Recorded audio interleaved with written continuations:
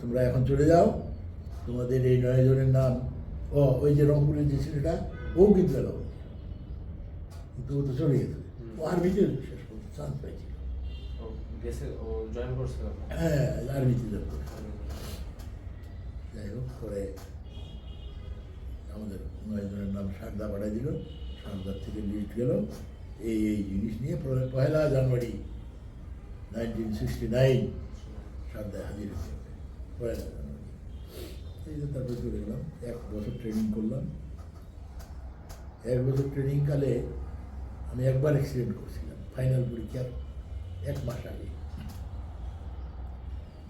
খেলতে, বাস্কেটবল খেলতে, বিকালবেলা বাস্কেটবল খেলতেছি, লাফাইছি গোল দেওয়ার জন্য। তারপরে নিচে যে নামছি, পাটা এইভাবে পড়ছে, এইভাবে ডান পাটা মটস করে শব্দ হচ্ছে, ওনার ভেঙে গেল, পড়ে গেলাম।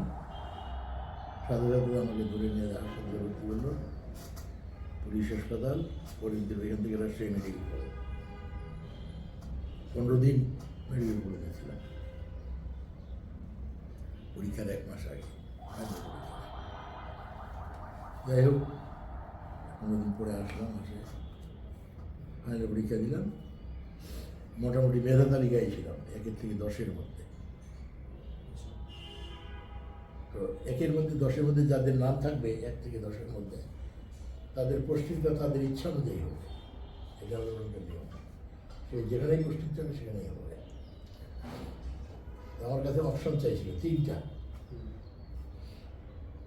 যে 3টা জেলার নাম দাও,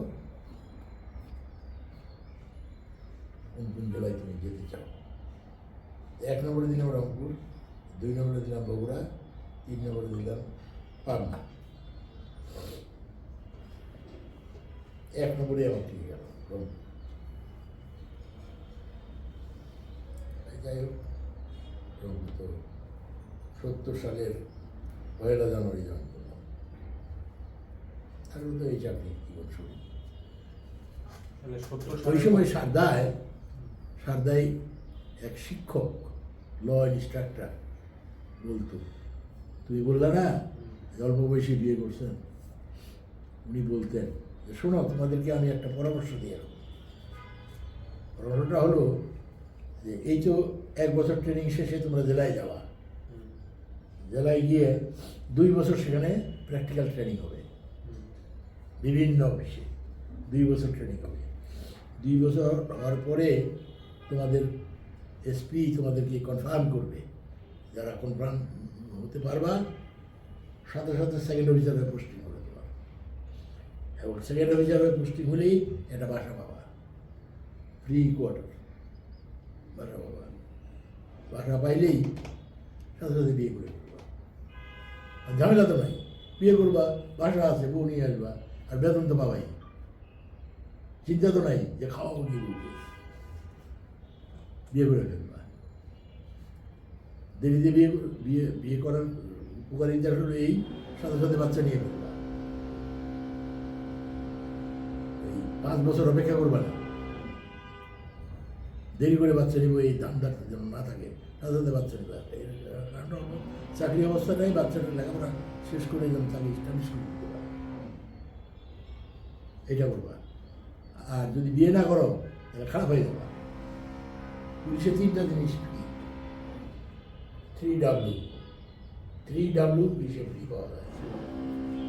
একটা হলো ওমেন, দ্বিতীয় হলো ওয়াইন, তৃতীয় হলো ওয়েলথ। দেওয়ার জন্য আমার হাহাগর থাকে, এই 3টা জিনিস দেওয়ার জন্য হাহাগর থাকে, খালি বলবা মুখ দিয়ে, এসে হাজির হয়ে।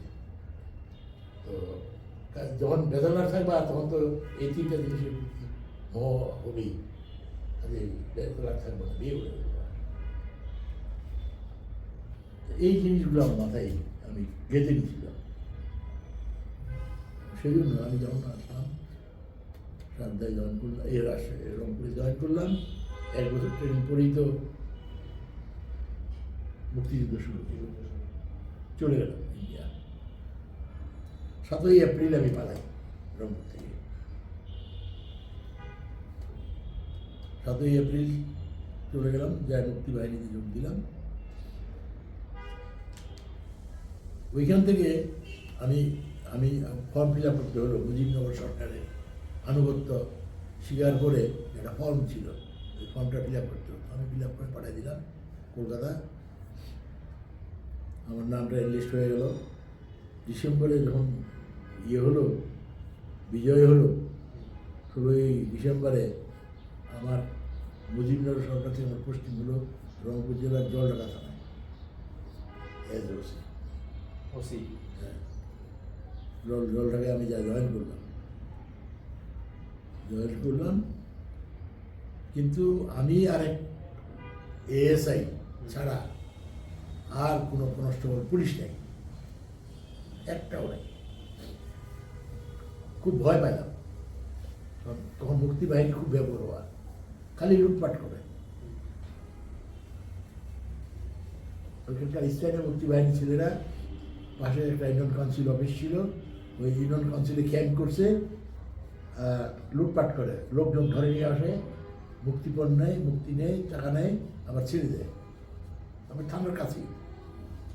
তা আমি 2 দিন খুব ঝগড়া করছি কমান্ডারের সাথে এই নিয়ে।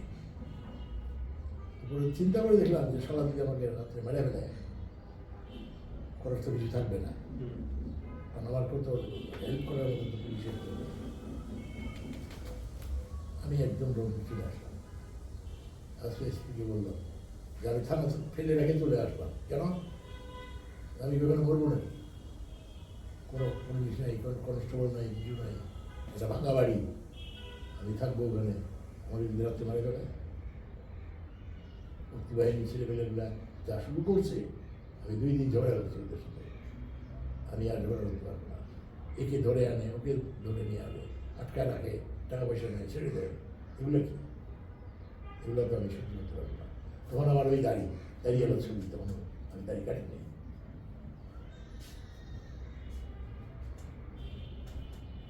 আপনি কাককে দিয়ে চালাবেন, আমি যাবো না, আমি যাইনি। ওসি হিসেবে জয়েন করছিল কত তারিখে? হ্যাঁ, ওসি হিসেবে জয়েন করছিল কত তারিখে?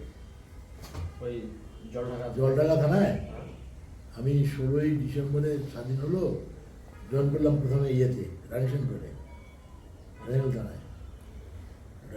যখন মুজিবনগর থেকে একজন পোস্টিং হলো, সে গেল, চার্জ নিল, আমি ওইখান থেকে গেলাম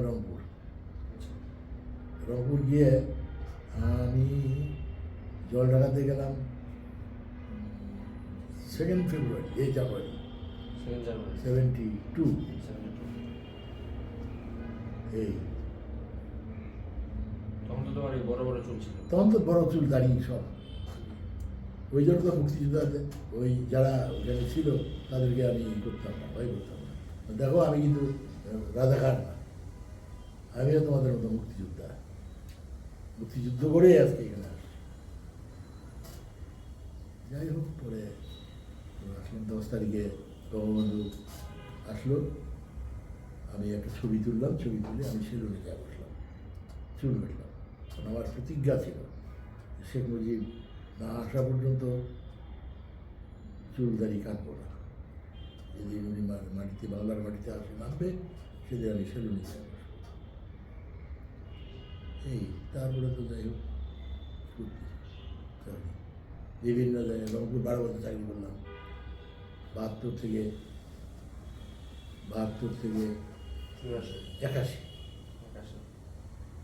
81 মার্চে জয়েন করলাম, প্রমোশন পাইলাম, জয়েন করলাম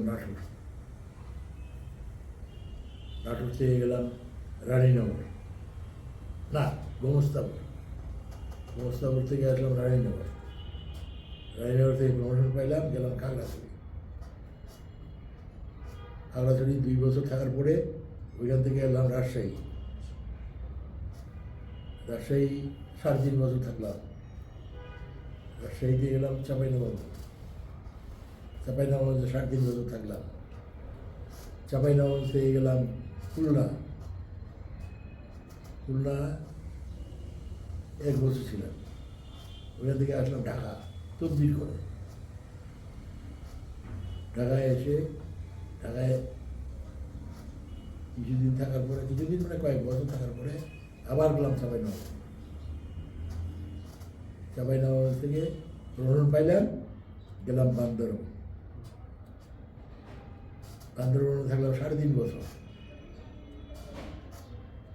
ওইখান থেকে প্রমোশন পেয়ে গেলাম খুলনা। আবার খুলনা থেকে 2005-এর ফেব্রুয়ারি মাসে আসলাম ঢাকা পুলিশ হেডকোয়ার্টার। এই পুলিশ হেডকোয়ার্টার থেকে রিটায়ারমেন্টে গেলাম। AGP হিসেবে। এই হলো আমার সংক্ষিপ্ত জীবন। এখন অবসর জীবন কাটাচ্ছি। হুম। এই হলো আমার সংক্ষিপ্ত জীবনী।